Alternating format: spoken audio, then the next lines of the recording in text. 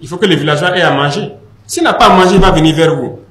Mais souvent, on est là, c'est ça qu'on met comme argument. Ah non, derrière un fonctionnaire, c'est plusieurs personnes qui sont là. Hein. Nous, on veut casser avec cette routine.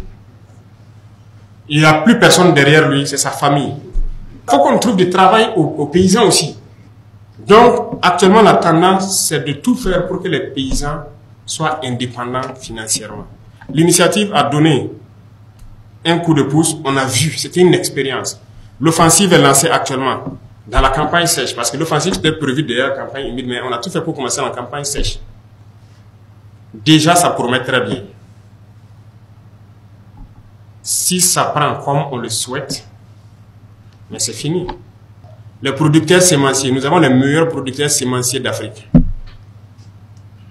Vous ne saviez pas peut-être, hein? Moi aussi je l'ai appris, je les ai rencontrés, qui vendent partout en Afrique les semences, les Burkinabés.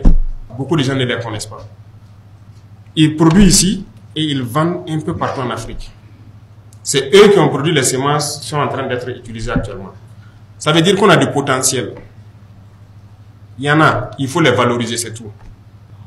Il faut donner à travailler à la jeunesse. Et je ne pense pas que c'est dans la fonction publique forcément. C'est un débat qui va se mener. Et il faut de la communication pour sensibiliser. Et à nous de pouvoir créer les emplois nécessaires pour que les jeunes puissent s'épanouir. Tout le monde est là, c'est juste la fonction publique. Non, il faut qu'on change la donne. Il y a beaucoup de secteurs d'activité. Donc, en pensant aux plus démunis, ça nous amène à changer la conception des choses. Le monde paysan qui souffre beaucoup, le combat est orienté vers eux.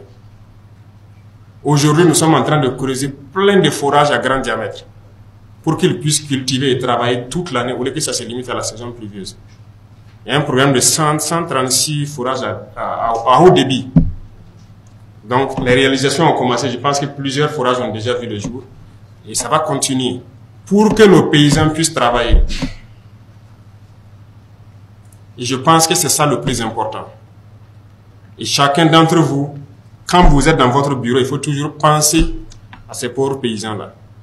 Il faut qu'ils arrivent à vivre dignement pour que vous n'ayez pas chaque fois, à chaque fin du mois, penser à envoyer quelque chose là-bas. C'est eux-mêmes qui vont vous envoyer des poulets et des vivres pour vous soutenir. Parce que normalement, la richesse est au village. Mais le système a fait que c'est inversé. Actuellement, on a acquis des missiles beaucoup plus puissants. C'est ce qui a été expérimenté à Djibo. Que ces missiles étaient beaucoup plus puissants que les autres qu'on utilise. On en a acquis 2, 3, 5, 10 fois plus puissants. Et il y en a qui continuent de venir. Quand vous dites,